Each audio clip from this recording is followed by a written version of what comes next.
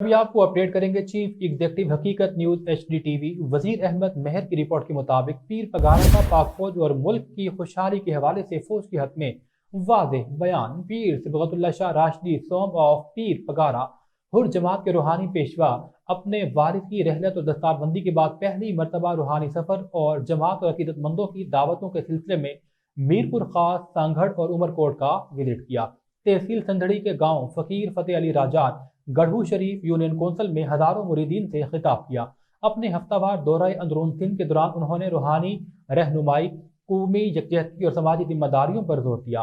उन्होंने अपने मुरीदीन को तलकीन की कि वह पाक फौज के साथ साबित कदमी से खड़े रहें।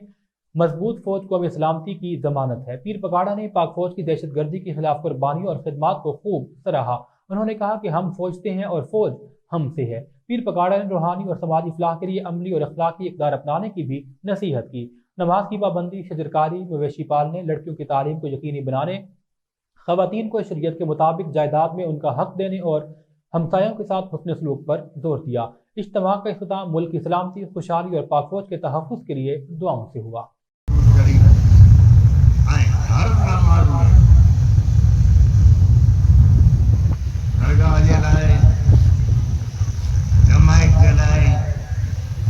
पाकिस्तान के लाए